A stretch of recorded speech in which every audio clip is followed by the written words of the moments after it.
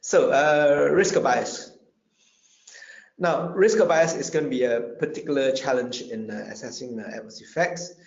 The most current information that I've seen says that risk of bias tools should assess each outcome separately. So let me give you an example. So for instance, is blinding or outcome assessor relevant? If you're looking at deaths, overall mortality, then probably it's not a major risk of bias problem there. But it could be relevant to adverse events that were classified as cardiovascular death, where the investigator or the outcome assessor had to make a decision whether the death was due to a myocardial infarction or some other cardiac cause. So yes, blinding of outcome assessor is an important factor in that sort of outcome. Whereas an outcome such as nausea or vomiting or itchy skin or something, then blinding outcome assessor is not particularly relevant to that particular outcome. And I would say participant blinding is far more important. So the new tools that are in place, you are required to carry out separate risk of bias assessments for each outcome separately, and these are for the reasons that I've given, that the outcomes, the risk of bias is different depending on what the adverse outcome is.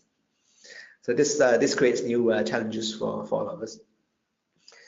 And if you're doing a broad sweep exploratory hypothesis generating review that considers lots of outcomes, it's not really feasible to apply a risk of bias assessment to each outcome singly.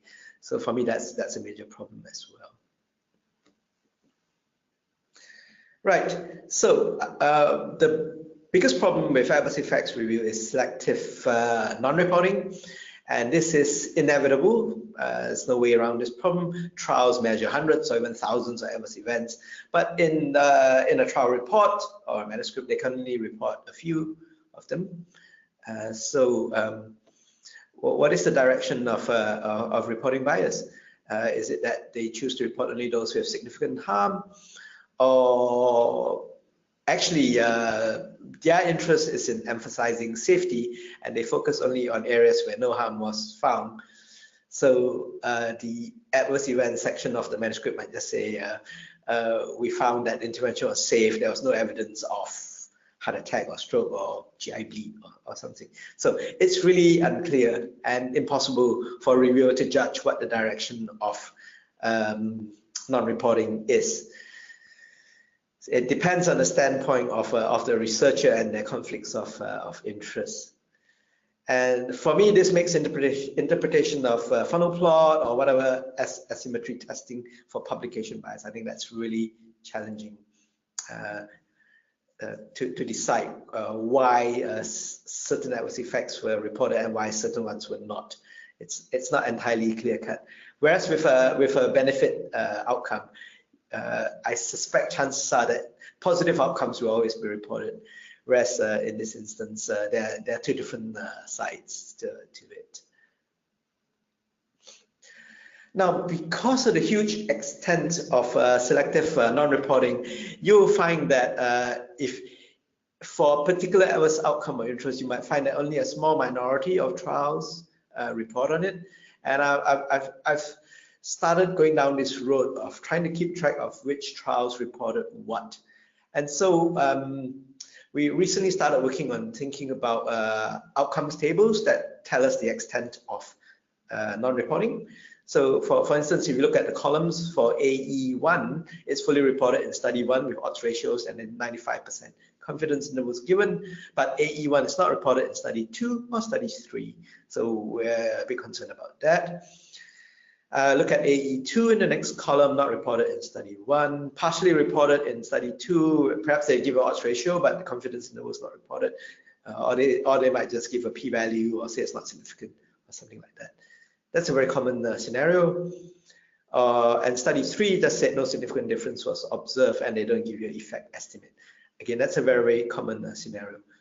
I think we do recommend this sort of outcomes table, certainly for adverse effects, because it's so common that we see examples of partial reporting or incomplete reporting or non-reporting at all. So we need to know how much data is not available for our systematic review.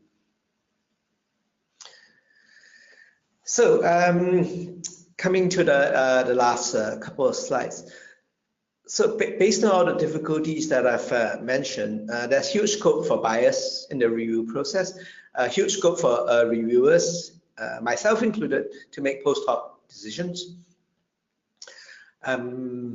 And the reasons being that there's inconsistent outcome definitions. We're not sure what to extract. So if you remember that table I showed you about myocardial infarction that's reported in 6 different ways, which number should I extract? Which number should I put in the meta-analysis? It's really difficult.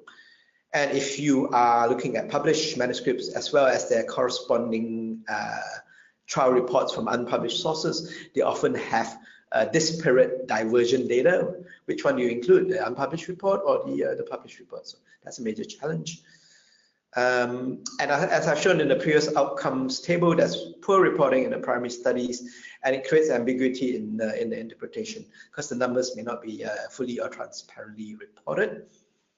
And finally, there's always a temptation when, particularly if you're doing a sort of exploratory adverse effects review, that you end up with a list of 20, 30 adverse effects, and you do statistical testing on all of them, and one of them or 2 of them are going to turn out positive just by chance.